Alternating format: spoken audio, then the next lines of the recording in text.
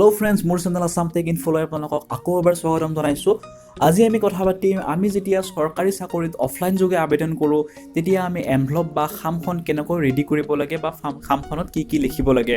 So চাই থাকিব এই ভিডিওটো।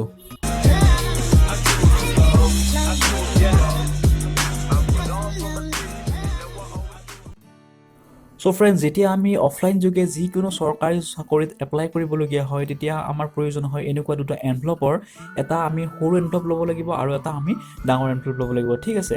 কিছুমান ডাঙৰ এনভেলপত এনেকুৱা প্ৰিন্ট হৈ থাকে আপোনালোকে চাওক ইয়াতে লিখা আছে application for the post of category code caste তাৰ পিছত কমিউনিটি আৰু ফ্ৰম ক'ৰ পৰা দিছে আপুনি গোটেইখিনি ইয়াত লিখা থাকে আৰু কিছুমানত হয়তো আপোনালোকে ব্ল্যাঙ্কও থাকিব পাৰে। ব্ল্যাঙ্ক থাকিলেও কোনো কথা নাই, আপোনালোকে এইখিনি কথা আপোনালোকে নিজে লিখি ল'ব পাৰে এনভেলপটোৰ ওপৰত ঠিক আছে। আৰু এতিয়া আমি চাম এই দুটা এনভেলপত কোনটোত কি লিখিব লাগিব আৰু পোষ্টেল ষ্টাম্পটো ক'ত আঠা লগাব লাগিব ঠিক আছে। সো চাও এইটো হ'ল সৰু এনভেলপটো প্ৰথমতে ল'ব আপোনালোকে আৰু ইয়াতে বিশেষ একো লিখিব নালাগে। ইয়াতে কেৱল আপোনালোকৰ নাম আৰু এড্ৰেছটো দিব, ফুল এড্ৰেছটো দিব, যিটো এড্ৰেছত আপোনালোকৰ এই এনভেলপখন ঘূৰি আহিব পাৰে উইথ কলিং লেটাৰ বা এডমিট কাৰ্ডৰ সৈতে ঠিক আছে। এইখন আপোনালোকক সেইকাৰণে দিয়া যায় যাতে এইখনত তেখেতসকলে আপোনালোকক কলিং লেটাৰ সেন্ড কৰিব পাৰে। আৰু যিটো আপোনালোকৰ পোষ্টেল ষ্টাম্প আছে পোষ্টেল ষ্টাম্পটো আপুনি সৰু এনভেলপটোত লগাব লাগিব। চাওক ইয়াতে মই 3 টকীয়া এটা আৰু 2 টকীয়া এটা ষ্টাম্প লগাইছো কাৰণ মই 5 টকীয়া ষ্টাম্প নাপালো। আপোনালোকে 5 টকীয়া যদি ষ্টাম্প লগাব দিয়ে তেতিয়া যদি 5 টকীয়া ষ্টাম্প নাপায় তেনেহলে আপোনালোকে এনেকৈ 5 টকা ষ্টাম্প এটা লগাব পাৰে ঠিক আছে। সো এইটো হৈছে সৰু এনভেলপ চাই লওক। এতিয়া আপোনালোকৰ জাস্ট এড্ৰেছটো থাকিব, বেলেগ একো নাথাকে, এইটো হৈ গ'ল। নেক্সট আপোনালোকৰ যিটো ডাঙৰ এনভেলপ আছে ডাঙৰ এনভেলপটোত চাওক ইয়াতে মই এটা এনভেলপ ফিল আপ কৰিছো। চাওক ইয়াতে আপোনালোকে লিখিব লাগিব কি পোষ্টৰ কাৰণে আপোনালোকে এপ্লাই কৰিব ঠিক আছে।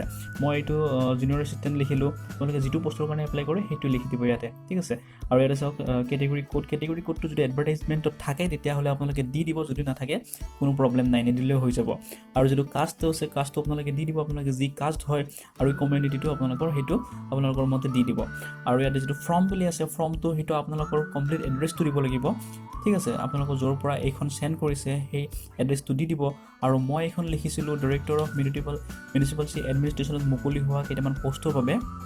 সো চাওক ইয়াতে আপোনালোকে দিব লাগিব আপোনালোকৰ যিটো এড্ৰেছটো দিব লাগিব। আৰু ইয়াতে চাওক এটা ডাঙৰ বক্স এটা আছে আৰু তাত লিখা আছে টু দা অ'কে। এই এপ্লিকেশ্যন ফৰ্মখন আপোনালোকে ক'ত সেন্ড কৰিব অ'কে। সেই অফিচটোৰ যিটো এড্ৰেছ থাকে এডভাৰটাইজমেণ্টত সেই এডভাৰটাইজমেণ্টৰ এড্ৰেছটো আপোনালোকে ইয়াত লিখিব লাগিব। টু আৰু দাটো লিখাই থাকে, আপোনালোকে কেৱল ডাইৰেক্টৰ অফ বা যিখিনি থাকে আপোনালোকে যি জবত এপ্লাই কৰে সেই এড্ৰেছটো আপোনালোকে ইয়াত ভালকৈ লিখি দিব ঠিক আছে। সো এইখিনিয়ে হৈছে এই এনভেলপটো তাত লিখিবলগীয়া কণ্টেণ্ট। বহুতে কনফিউজ হৈছে কোনটো এনভেলপত কি লিখিব লাগে আৰু পোষ্টেল ষ্টাম্পটো ক'ত লগাব লাগে ঠিক আছে।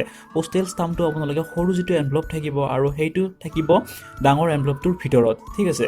সৰু এনভেলপটোত আপোনালোকে পোষ্টেল ষ্টাম্পটো লগাব আৰু সেই এনভেলপটোৰ লগতে আপোনালোকৰ ষ্টেণ্ডাৰ্ড ফৰ্ম তাৰপিছত আপোনালোকে যি ডকুমেণ্টছ বিচাৰে জবটোৰ কাৰণে গোটেইখিনি একেলগ কৰি এটা পাছপোৰ্ট চাইজ ফটোৰ সহায়ত আপোনালোকে গোটেইখিনি ডাঙৰ এনভেলপটোত ভৰাই দিব ঠিক আছে। ডাঙৰ এনভেলপটোত ভৰাই দিয়ে আপোনালোকে সেইটো ডাইৰেক্ট অফিচত যাই ড্ৰপ বক্সত দি আহিব পাৰে, নাইবা পোষ্ট অফিচৰ জৰিয়তে আপোনালোকে এইটো বাই পোষ্ট সেন্ড কৰিব পাৰে। আৰু আপোনালোকে যদি বাই পোষ্ট সেন্ড কৰে তেতিয়াহ'লে পোষ্ট অফিচৰ ফালৰ পৰা আপোনালোকৰ ইয়াতে কিবা এটা পোষ্টেল ষ্টাম্প লগাই দিব যদি লগাবলগীয়া হয় ঠিক আছে। সেইটো আপোনালোকে নিজে লগাব নালাগে ডাঙৰ এনভেলপটোত, আপোনালোকে কেৱল সৰু এনভেলপটোতহে লগাব লাগিব ঠিক আছে। সো আৰু মই যিমান পাৰোঁ সহজত বুজাবলৈ ট্ৰাই কৰিছোঁ। তাৰপিছতো যদি আপোনালোকৰ কিবা ডাউট বা কনফিউজন আছে তেতিয়াহ'লে মোক কমেণ্টত নাইবা ফেচবুক পেজত সুধিব পাৰে। আৰু মোৰ ভিডিঅ'বোৰ চাই যদি আপোনালোকে কিবা এটা শিকিব পাৰিছে, কিবা ভাল পাইছে তেন্তে লাইক কমেণ্ট আৰু শ্বেয়াৰ কৰক আৰু মোৰ চেনেলটো ছাবস্ক্ৰাইব কৰিবলৈ নাপাহৰিব। সো আজিলৈ এইখিনিয়ে, ধন্যবাদ।